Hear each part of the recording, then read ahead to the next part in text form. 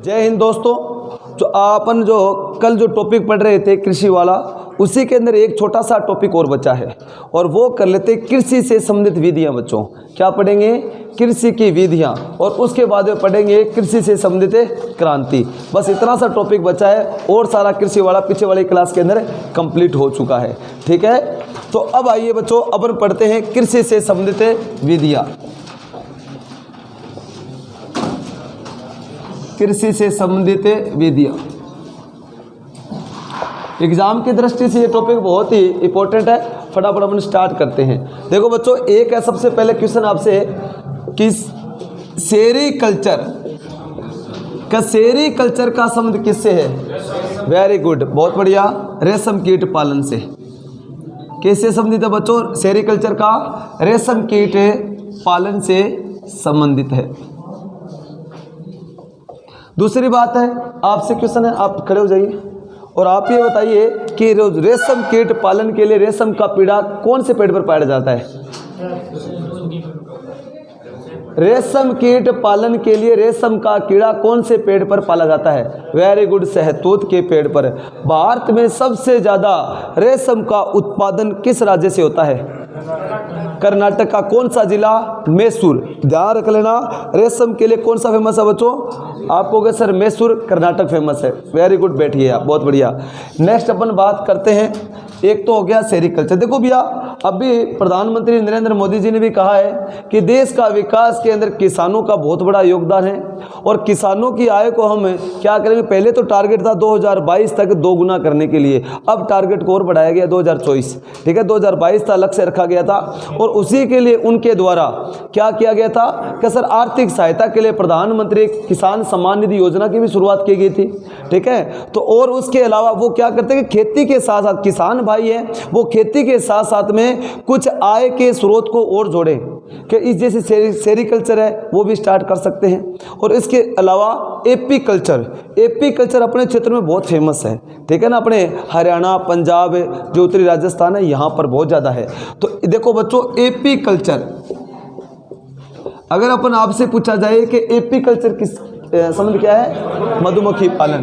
क्या देखो, किसान अपन खेती वगैरह करते हैं तो मधुमक्खी पालन साथ में कर सकते हैं और अपनी आय को बढ़ा सकते हैं। तो एपीकल्चर का संबंध किससे है? मधुमक्खी पालन से संबंधित है। नेक्स्ट अपन बात करें, सेरीकल्चर हो गया, एपीकल्चर हो गया। एक है बच्चों विटीकल्चर। वेरी गुड, यहां से क्वेश्चन है ना, अपने आर्मी के अंदर तो आने लायक है ही भैया, लेकिन ये अपने राजस्थान पुलिस की भी एग्जाम डेट आ गई है तो उसके अंदर भी जो इंडिया जीके का पोर्शन अपन पढ़ रहे हैं ना, उनसे बाहर कुछ नहीं जाना। तो आप सारा पोर्शन तैयार अगर है, फॉर्म भरा रखा है तो पेपर भी दे आना, कोई दिक्कत नहीं है। ठीक है, अब देखो भैया विटीकल्चर, विटी मई के अंदर है 13 से 16। ठीक है, विटी मतलब होता है अंगूर, अंगूर होते हैं छोटे छोटे। ठीक है ना, आपसे क्वेश्चन है, आप ये बताइए कि भारत में सबसे ज़्यादा अंगूरों की खेती या अंगूरों का उत्पादन किस राज्य से होता है? भाई चुप हो जाओ, आप फिर बुरा मान जाएगा। आप बताइए। तमिलनाडु। वेरी गुड, बहुत बढ़िया, वेरी गुड है, नासिक है, महाराष्ट्र। क्या बात, आपको केड़े याद रह गए? ठीक है ना, हाँ ठीक है, ये चीज़ है। तो अब देखो भैया विटीकल्चर, तो विटीकल्चर आप कहोगे सर क्या है? अंगूर। अंगूर की खेती को बढ़ाने के लिए आपको पता है कि अंगूरों से बहुत प्रकार की दवाइयाँ भी बनती है और साथ साथ में देसी दवाई भी बनती है। ठीक है ना, ढोला मारू वगैरह। ठीक है, तो ये चीज़ें होती है बच्चों, खांसी के लिए बहुत अच्छी होती है। तो अगर बात करें विटीकल्चर, विटीकल्चर का क्या है सर? हाँ, अंगूर उत्पादन से संबंधित। ठीक है, अंगूरों की खेती को बढ़ाने के लिए कौन सा? विटीकल्चर है। एक क्वेश्चन है सुनील आपसे, आप ये बताइए कि भारत का पहला राज्य जहां पर 100% जैविक खेती करने का लक्ष्य पूरा किया है? वेरी गुड, बहुत बढ़िया। तो अब देखो कि 100% जैविक खेती करने वाला भारत का पहला राज्य सिक्किम है बच्चों। तो अब देखो सिक्किम के अंदर कौन सी खाद प्रयोग में ली जाती है? गोबर वाली। ठीक है ना, और गोबर खाद है, आपसे क्वेश्चन है, गोबर खाद को तैयार करने के लिए एक अपने कौन सी विधि? केंचुआ पालन। जानते हो ना आप, किसान का मित्र किसे कहा जाता है? केंचुए को। और केंचुआ पालन से संबंधित कौन से प्रकार है विधि? वेरी गुड बच्चों, बहुत बढ़िया। देखो बच्चों, अगर अपन बात करें वर्मी कल्चर, हाँ, वर्मी कंपोस्ट जो खाद आती है आपको सिर्फ केंचुए के द्वारा जो खाद तैयार की जाती है, तो गोबर खाद होती है बच्चों, उसको किसके अंदर बहुत ही शानदार तरीके से खाद में परिवर्तन कर देता है। कौन है? केंचुआ। किसान का मित्र किसे कहा जाता है? केंचुए को। तो अपन देखो, जैविक खेती, ऑर्गेनिक फार्मिंग को प्रमोट करना है तो वर्मी कंपोस्ट खाद का ही प्रयोग करेंगे अपन, मतलब गोबर से बनी हुई खाद। ठीक है, तो वर्मी कल्चर का संबंध है भैया किससे? केंचुए पालन से। केंचुए पालन से संबंधित है। ठीक है, नेक्स्ट बात करते हैं पोमो कल्चर। क्या बच्चों? पोमो। आप बोलकर देखो, पोमो। पोमो बोले देखिए, क्या गुरुजी मुंह भर जाए पूरा ही। ठीक है, तो अपने पोमो, अगर अपन फ्रूट खाते हैं तो क्या, जैसे अपने रहते हैं यहाँ पर, कहाँ पर है? क्या गुरुजी? हॉस्टल में। और अपना तेरे दोस्त गुरुजी कमीने होते हैं बहुत ज़्यादा। अगर कोई फ्रूट लेकर आ जाए और हॉस्टल में और पता लग जाए, क्या गुरुजी लाडू तो छोटे ही को नहीं के। ठीक है, लाडू तो हमारा नागौरे भाई तो किसके अंदर है? पिंपा में छेद करे काट लिया, वेरी कौन पड़ नहीं पड़ोसी ने, जब वेरो पड़ी बच्चे को नहीं की तो ओ क्यों छेद नीचे निकल रही है। ठीक है, तो उसी प्रकार कुछ छोड़ते ही नहीं। अगर अपन कोई फ्रूट ले आए तो क्या है गुरुजी, फ्रूट अगर दिख गया तो गायब। तो क्या हुआ कि मामलोदा क्या लेकर फ्रूट लेकर आया कि सेहत बढ़ाते हैं। अब सुनील ने वेरो पड़ गया कि शोरम आई, क्या ले गया भाई तो आज का सेब साहब ला गयो, और धीरे से कुड़ा में गयो और जिये मुंह में घालो तो सुनील और केकरा रहा ककी को नहीं, मुंह में पूरो गल केकरा को पोमो। ठीक है, नहीं क्या बोले हो? पोमो की को नहीं। तो मतलब क्या हो गया, अचानक पूरा मुंह में खा लिया, क्योंकि खा जाएगा वो तो मुंह से निकाल कर। इसी याद रख लेना, पोमो कल्चर। पोमो कल्चर आप कहोगे क्या? फल, हाँ, फल उत्पादन से संबंधित। Very good. ठीक है, तो फलों को बढ़ाने के लिए कौन सा है? पोमो कल्चर। एक आपसे क्वेश्चन है, पीसी कल्चर। पानी कुण पीसी? मछली। पानी कुण पीसी? मछली पीसी। तो बस पीसी कल्चर का संबंध किससे है? मछली पालन से। तो लिखो बच्चों, हाँ, पीसी कल्चर।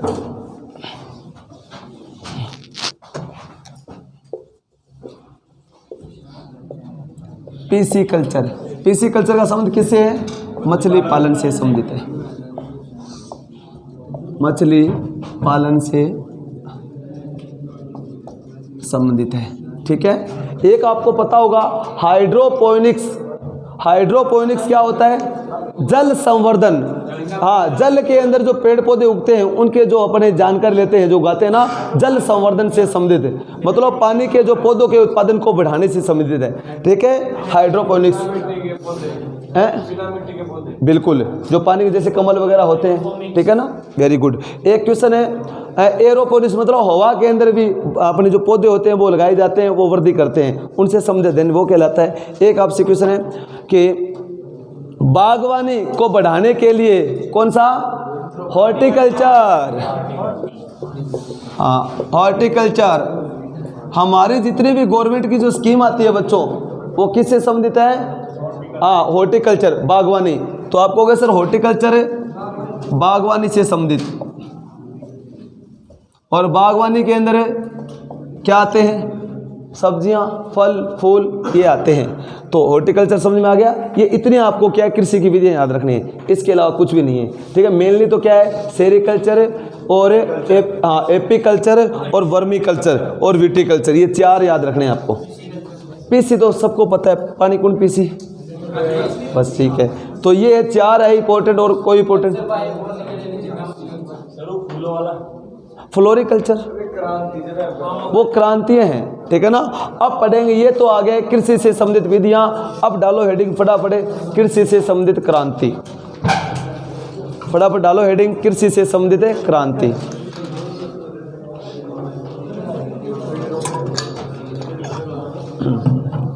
हाँ, लिख लिया? फटाफट लिखो भैया, टाइम कम है।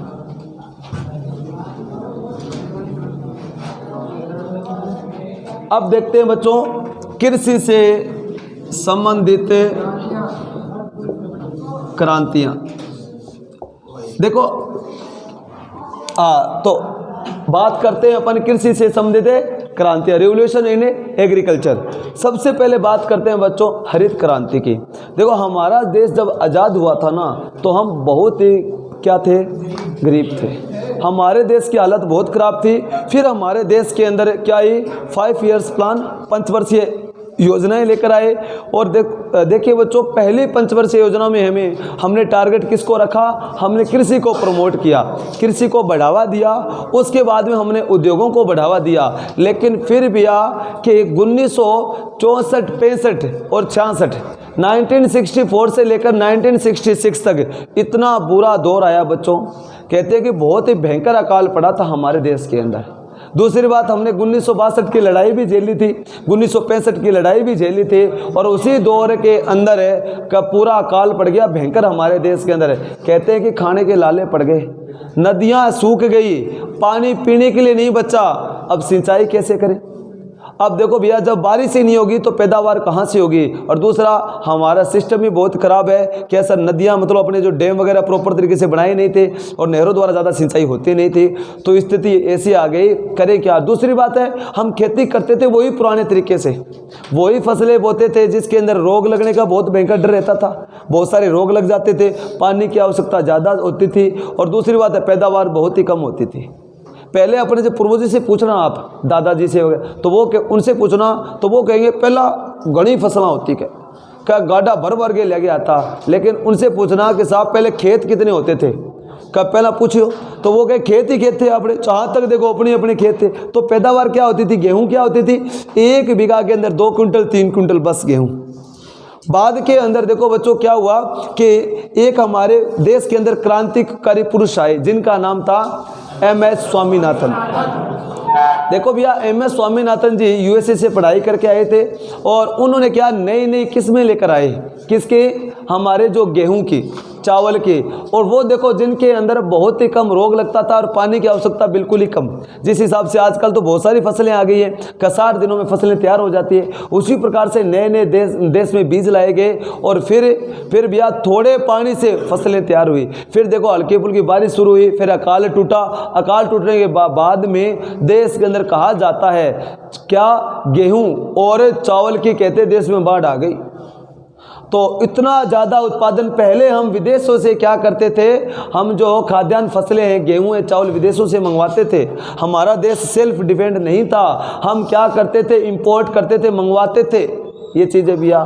तो उसी को देखते हुए हमारे देश के अंदर हरित क्रांति का पिता किसे कहा जाता है? और ये तो है आर्मी का बहुत ही फेवरेट क्वेश्चन, यही क्वेश्चन आता है अगर कृषि से, तो पहला क्वेश्चन तो क्या हरित क्रांति का पिता किसे कहा जाता है? और यही क्वेश्चन आया था ग्वालियर की भर्ती के अंदर, क्या हरित क्रांति का पिता किसे कहा जाता है? MS स्वामीनाथन जी को। ये तो है हमारे भारत में। और पूछ लिया जाए कि विश्व में हरित क्रांति का पिता, नॉर्मन बोरलॉग को। देखो भैया, father of green revolution in the world, Norman Borlaug, in India MS Swaminathan.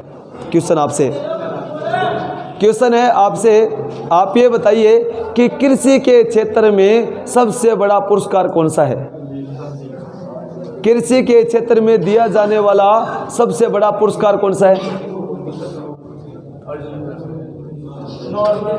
Borlaug पुरस्कार है। कौन सा? बोरलॉग। दूसरा क्वेश्चन आपसे, बोरलॉग पुरस्कार प्राप्त करने वाले पहले भारतीय MS स्वामीनाथन है। नेक्स्ट क्वेश्चन है आपसे, आप ये बताओ राजेश कि MS स्वामीनाथन जी के द्वारा कौन सी पुस्तक लिखी गई?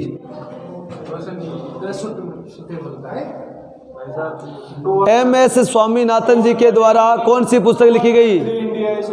To a hunger free India. कौन सी पुस्तक है? To a hunger free India.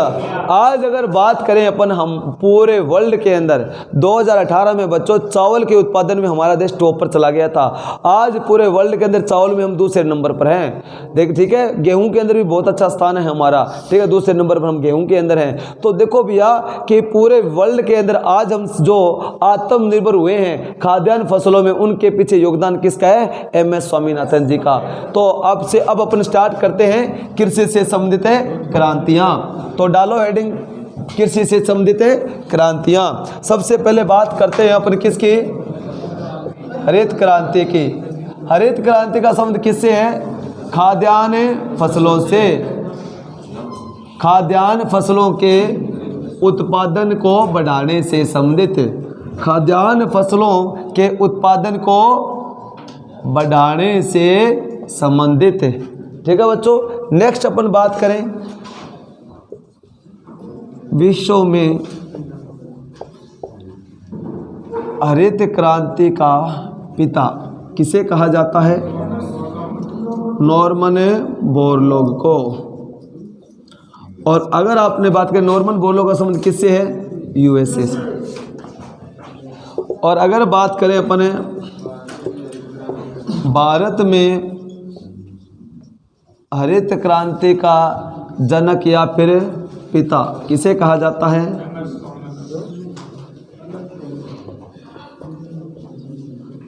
MS. Swaminathan को। और इनके द्वारा कौन सी पुस्तक लिखी गई, to a hunger free India, कैसे भारत को भूखमरी से बाहर निकाला, किसके द्वारा, एम.एस. स्वामीनाथन जी के द्वारा। ठीक है बच्चों, ये चीज़ है हरित क्रांति। दूसरी बात करते हैं अपने श्वेत क्रांति, वाइट रिवोल्यूशन। ये तो क्या है, ग्रीन रिवोल्यूशन। आपसे क्वेश्चन पूछा जाए कि वाइट रिवोल्यूशन या श्वेत क्रांति का संबंध किससे है बच्चों, किससे है, वेरी गुड, दुग्ध उत्पादन से। देखो हमारे देश के अंदर पहले क्या हुआ करते थे, देसी गायें हुआ करती थी बच्चों। ठीक है, देसी ढांडा होता टाबरों, और देसी ढांडा तो थाने बेरी है कि ज़्यादा दूध देता को नहीं, 3 किलो धार देता टाइम की बस। और बाद में क्या गुरु जी, बाद में मारता लात है और बाल्टी पाती पड़ोसियाँ घरे। और कई बार तो कोई सीध में आ जाती तो हाँ सा गई। इतना ज़बरदस्त हाल हुआ करता था, हम दूध विदेशों से मंगवाते थे। ये हाल था हमारे देश में। भारत कृषि प्रधान होते हुए भी अरे नस्लें यही थी हमारे पास में। तो फिर भैया फिर एक व्यक्ति है भैया जिनका नाम है वर्गीज कुरियन साहब। कौन बच्चों, वर्गीज कुरियन जी। वर्गीज कुरियन जी ने क्या किया, विदेशी नस्लों को भैया भारत में लेकर आए। ठीक है, और उनको संकर नस्लें नई नई निकाले। और आज अगर बात करें वर्गीज कुरियन के जी के प्रयासों से ही आज पूरे देश के अंदर दूध की बाढ़ आ चुकी है भैया। और कहा जाता है कि भैया क्वेश्चन आपसे, आज प्रेजेंट टाइम के अंदर विश्व में सबसे ज्यादा दूध का उत्पादन करने वाला देश भारत, अपना भारत। ठीक है भैया, तो वो टाइम कुछ दौर था जब हम मंगवाते थे। आज हम क्या करते हैं, एक्सपोर्ट करते हैं, बेचते हैं, न कि लेते हैं। ठीक है भैया, तो ये तो बात है ही, तो कैसे करो चाहिए। तो ये चीज़ है भैया, श्वेत क्रांति किससे संबंधित है, दुग्ध उत्पादन से संबंधित। किससे है, दुग्ध उत्पादन से संबंधित। तो श्वेत क्रांति का पिता किसे कहा जाता है, वर्गीज कुरियन जी को। और वर्गीज कुरियन जी के प्रयासों से आज हमारा देश पूरे वर्ल्ड के अंदर क्या है, फर्स्ट रैंक पर है भैया। किसके अंदर है, दूध उत्पादन में। आपसे क्वेश्चन है, आप ये बताइए भारत में सबसे ज्यादा दूध का उत्पादन करने वाला राज्य, यूपी। हाँ लिखो भैया, श्वेत क्रांति का जनक, श्वेत क्रांति का जनक किसे कहा जाता है, वर्गीज कुरियन को।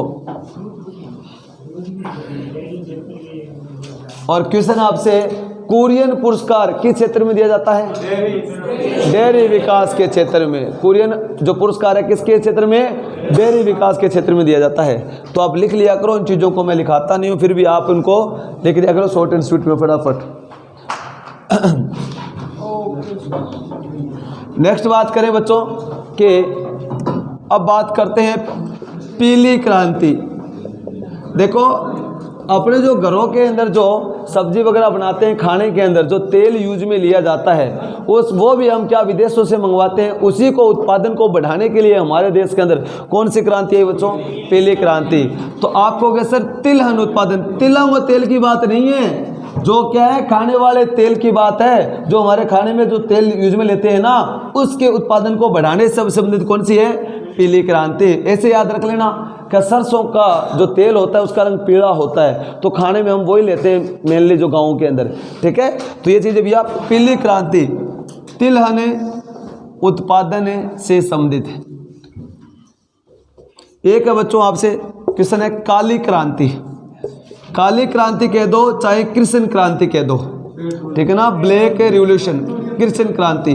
देखो पेट्रोल आज हमारे देश के अंदर खपत बहुत ज़्यादा हो रही है पेट्रोल की, और हम जितना पेट्रोल की खपत हो रही है उसका लगभग कितना % उत्पादन कर रहे हैं प्रेजेंट टाइम में, लगभग 22 से 23% ही हमारे देश के अंदर उत्पादन होता है। उस उत्पादन को बढ़ाने के लिए हमारे देश में कौन सी क्रांति है बच्चों, कृष्ण क्रांति, ठीक है। पेट्रोलियम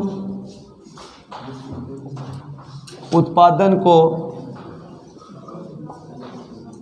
बढ़ाने से संबंधित, ठीक है, ये चीज़ है। नेक्स्ट बात करते हैं अपन, मिटा दूं नीचे वाला,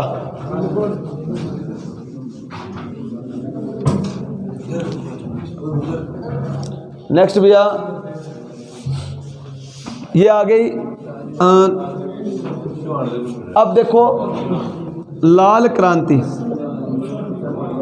देखो लाल क्रांति की बात करें, लाल क्रांति, अब देखो एक तो होता है टमाटर का रंग कैसा होता है, लाल होता है, और मांस का रंग कैसा होता है, बस। तो आप कहोगे सर मांस उत्पादन, ठीक है, मांस उत्पादन क्यों, देखो बच्चों अगर हमारे देश के अंदर सारे के सारे क्या हो जाए, वेजिटेरियन हो जाएं, तो भैया भारत का पूरा वर्ल्ड चाहकर भी सभी का पेट नहीं भर सकता।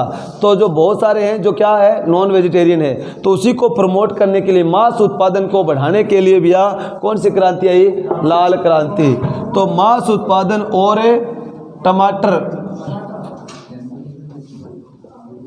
टमाटर उत्पादन को बढ़ाने से संबंधित। हाँ, नेक्स्ट क्वेश्चन बात करते हैं, एक है नीली क्रांति। देखो भैया क्या हमारी मछली है, मछली के बारे में क्या कहा जाता है, मछली जल की रानी है, जीवन उसका पानी है। अगर भैया रुक जा रहे बाहर निकालोगे तो ठीक है, छोड़ अब अंदर रहने दे। हाँ, क्वेश्चन है आपसे, आप ये बताइए कि अपने पृथ्वी का रंग कैसा दिखाई देता है, अगर नीला ग्रह किसे कहा जाता है, क्यों सर हमारे पृथ्वी पर पानी की उपस्थिति है, तो बस भैया तो पानी का रंग कैसा होता है, हाँ तो भैया मछली क्या सर पानी में कौन रहती है, मछली रहती है। तो मछली पालन को बढ़ाने से संबंधित, तो मछली पालन से संबंधित कौन सी क्रांति, नीली। लेकिन देखो भैया जो एक मछली होती है, देखो मछली के अंदर एक तो विटामिन ई और विटामिन ए बहुत ज़्यादा होता है, लेकिन देखो साथ साथ में प्रोटीन। आजकल क्या होता है जो पुरानी मछलियाँ आती थी उनका बहुत सारे रोग भी लगते थे, उसी को देखते हुए, लेकिन उसके अंदर क्या है क्वालिटी कम हुआ करती थी। क्वालिटी को बढ़ाने के लिए, विटामिन को बढ़ाने के लिए हम एक नई मछली लेकर आए जिनकी भैया रेट इनसे क्या होती है 10 गुना ज़्यादा होती है। तो कौन सी मछली, झींगा मछली। झींगा मछली के उत्पादन को बढ़ाने के लिए हमारे देश में क्रांति है, कौन सी क्रांति, गुलाबी, हाँ गुलाबी क्रांति। और गुलाबी क्रांति का संबंध किससे है, झींगा मछली के उत्पादन से संबंधित। अरे रुक जा गुज्जर, गुलाबी आंखें, ठीक है आगे बढ़े अपन, समझ में आ गया, देखो फटाफट लिखो आगे बढ़े।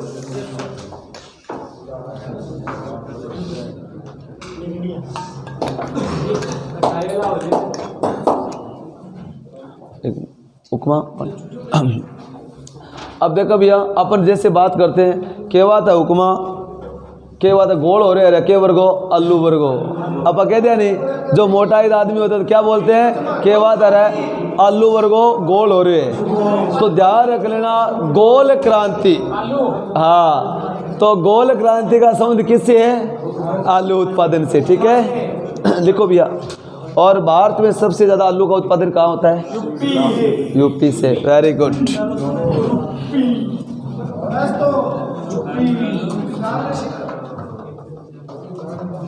लिखो गोल क्रांति। गोल क्रांति का संबंध किससे है? आलू। आलू उत्पादन से, हाँ, आलू उत्पादन को बढ़ाने से संबंधित बच्चों गोल क्रांति। ठीक है, आवाज नहीं तो आगे देखो भैया, लिखो रे फटाफट। एक देखो अपन क्या कहते हैं, जैसे जितनी भी नदियाँ हैं, नदियों के पानी को हम अमृत के समान मानते हैं बच्चों। ठीक है, क्योंकि गंगा मैया, इनके जो अपन जितनी भी नदियाँ हैं, हम सभी नदियों को माँ के समान तवज्जो देते हैं। ठीक है, जैसे गंगा मैया, यमुना मैया, मतलब गोदावरी में, मतलब हम क्या कहते हैं, नदी के पानी को हम बहुत ही पवित्र मानते हैं। तो जो पवित्र पानी है उनको हम क्यों समुद्र में जाने दें? ठीक है, कि वो समुद्र में जाएगा तो वेस्टेज हो जाएगा। उसी को बचाने के लिए हमारे देश में क्रांति आई, उस क्रांति का नाम है अमृत क्रांति। कौन सी क्रांति बच्चों? अमृत क्रांति।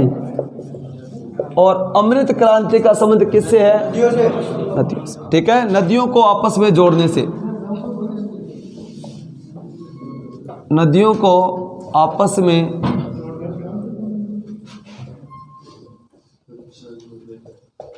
आपस में जोड़ने से संबंधित। कौन से? अमृत क्रांति।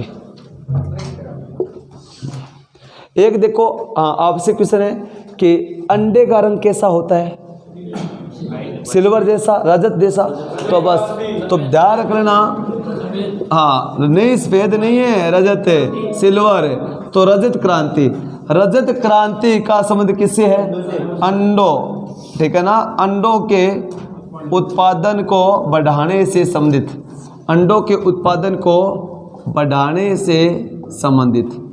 ठीक है भैया, ये हुई रजत क्रांति है। अब देखो भैया, अगर बात करें अपन बादामी, ठीक है ना, तो ध्यान रख लेना, भारत के अंदर जो मसालों, देखो भैया, मसालों का नाम आते पूरे वर्ल्ड के अंदर किसका नाम आता है? हमारे देश का। विश्व में सबसे ज़्यादा मसालों का उत्पादन कौन सा देश है? इंडिया। ठीक है, तो मसालों के उत्पादन को बढ़ाने के लिए कौन सी क्रांति? हाँ, लिखो भैया, बादामी क्रांति।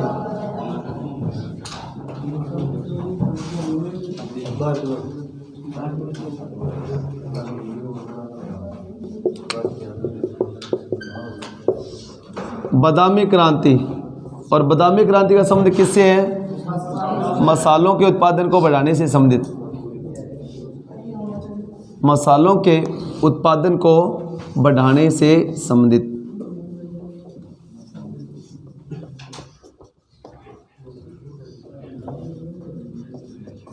ये है बच्चों हमारी प्रमुख क्रांतियाँ। तो सारी समझ में आ गई आप लोगों को?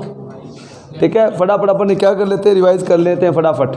तो फटाफट लिखो और फिर मैं क्वेश्चन पूछता हूँ आप लोगों से। हाँ, भूरी मसाला अपने होता है उर्वरक। सभी क्या है? सभी क्रांतियों पर निगरानी रखने के लिए इंद्रधनुष। जो अपने एग्जाम की दृष्टि से सारी इंपॉर्टेंट मैंने करवा दी अपने आर्मी से। ठीक है, फटाफट लिखो इसको।